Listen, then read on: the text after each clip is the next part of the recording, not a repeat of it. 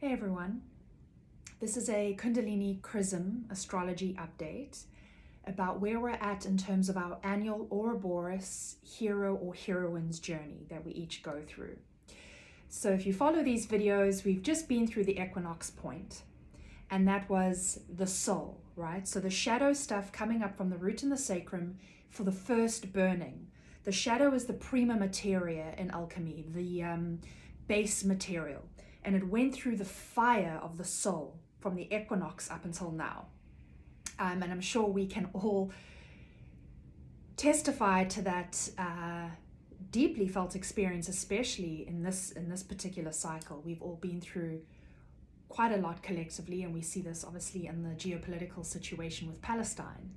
So that external situation and how we all feel about the oppressed people there, and the deep will to liberate the oppressed from the oppressor, is also a dynamic happening in our personal lives.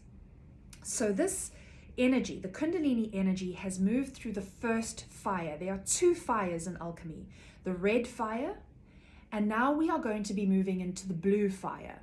The red fire is the fire of the snake or the earth or the mother.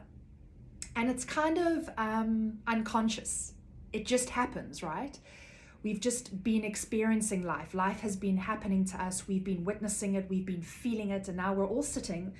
A lot's come through the solar plexus, and we're all sitting with a lot of emotion and kind of deep feeling and grief and whatever it may be in the heart. There's a lot of feeling in the heart.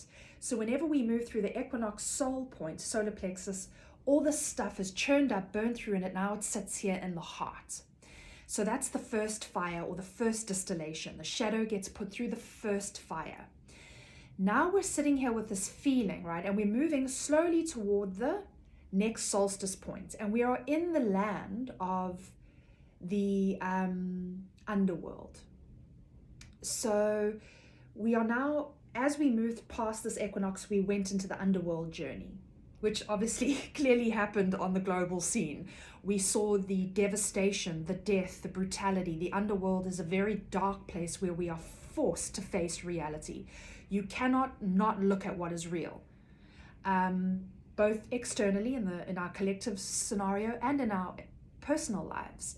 I didn't just face the pain and anger and grief and all of the emotions associated with what is happening to the bodies of Palestinians, but in my own life, I started to see, oh, where am I subtly bullied by people in my own interpersonal relationships? Where do I bully?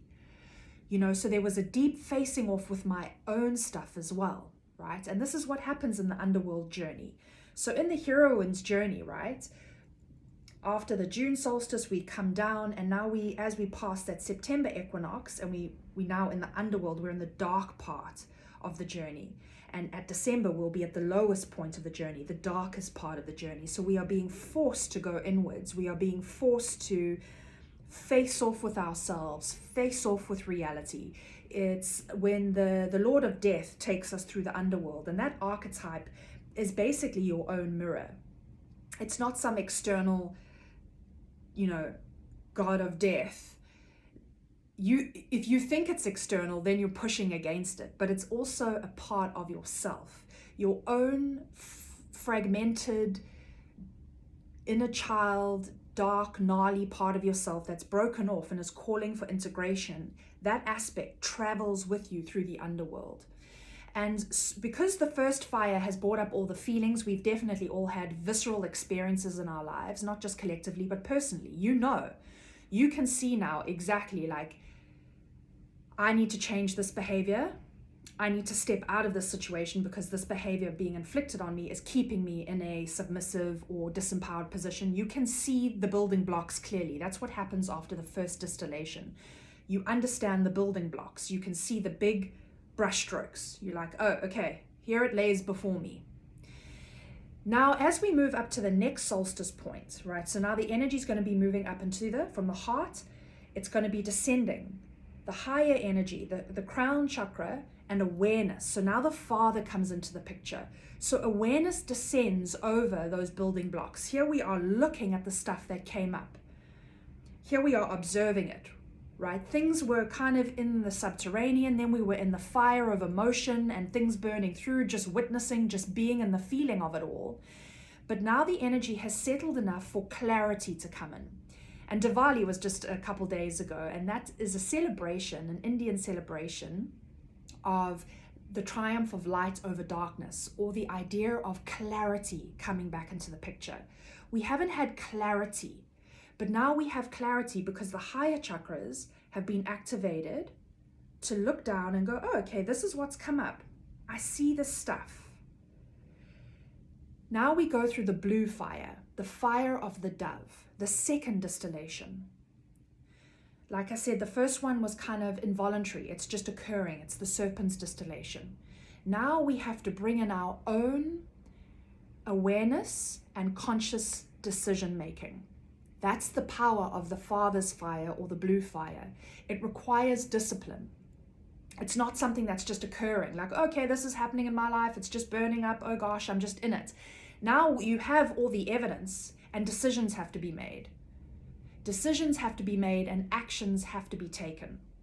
And that's the power of the Father's energy. The Father lets us take those building blocks and put them through the blue fire, which will distill them even more into its purest essence, into an alchemization and a pure transformation.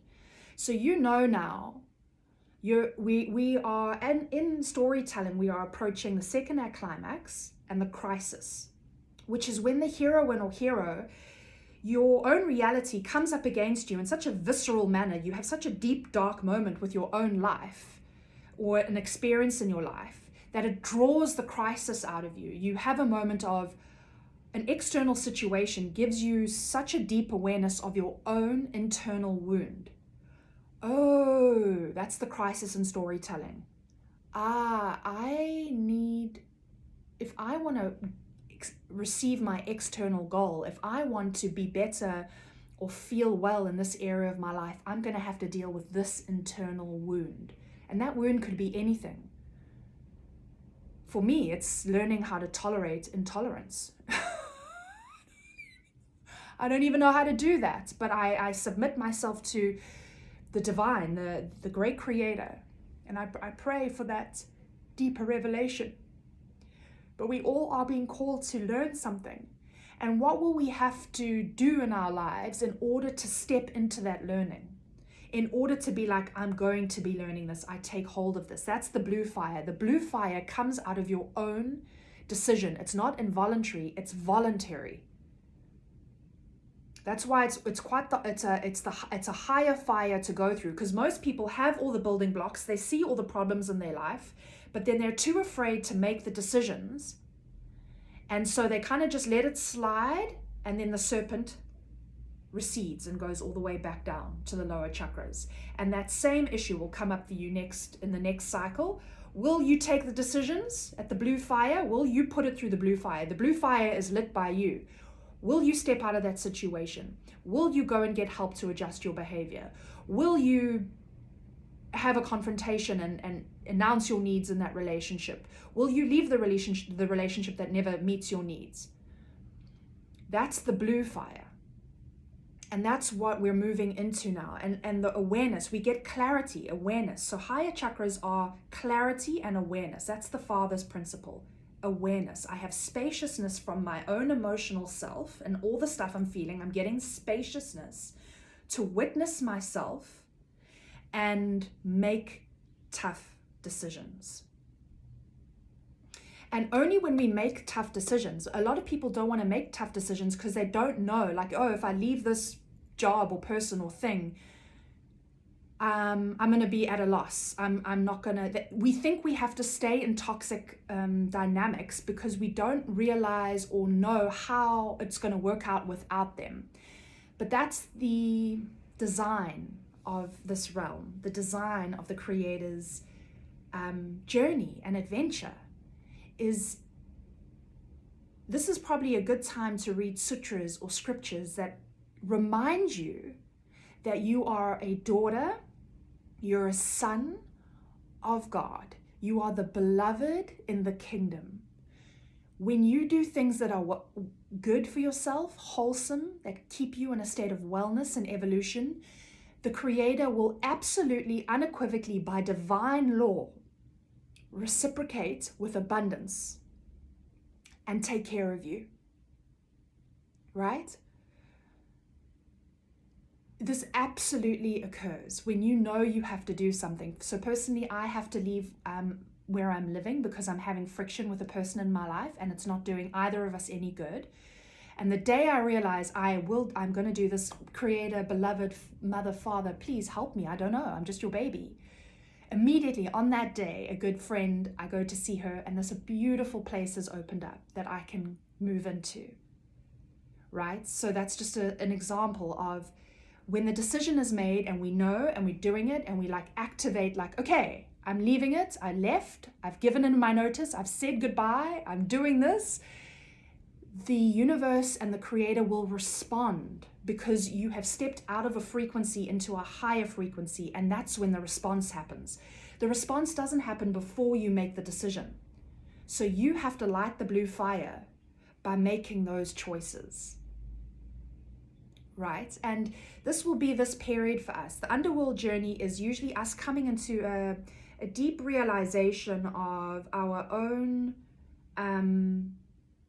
wound, what might be keeping that wound in play. There's something in our lives, there's relationships and things and some things in our lives that keep the wound in play, and we keep making excuses for it.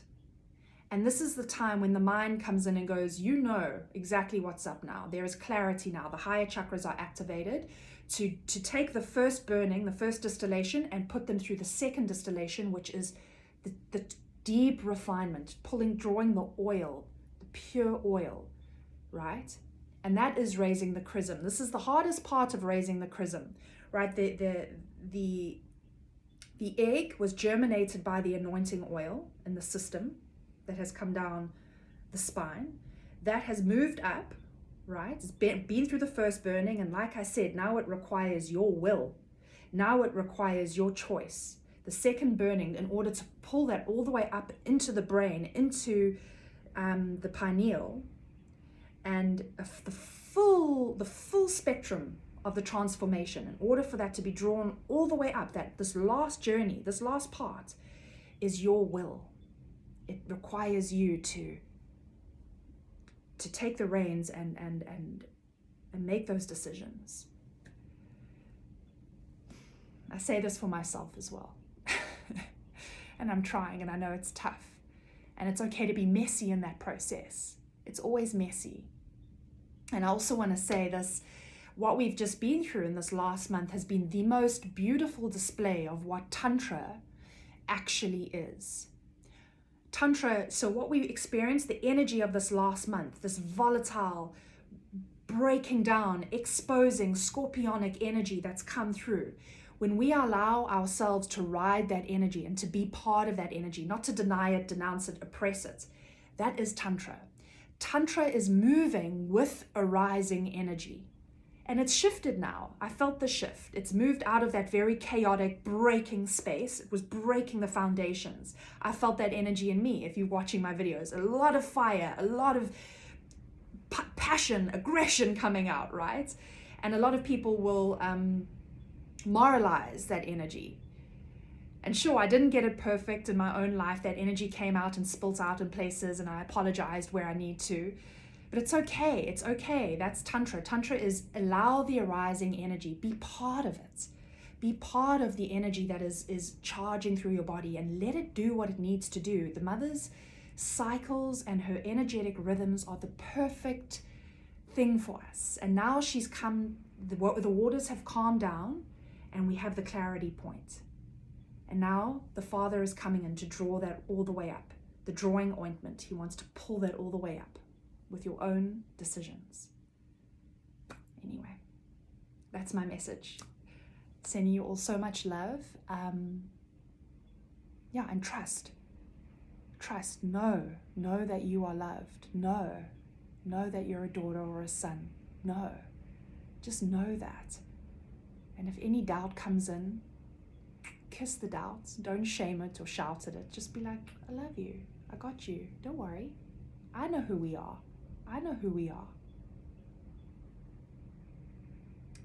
Sending you my best.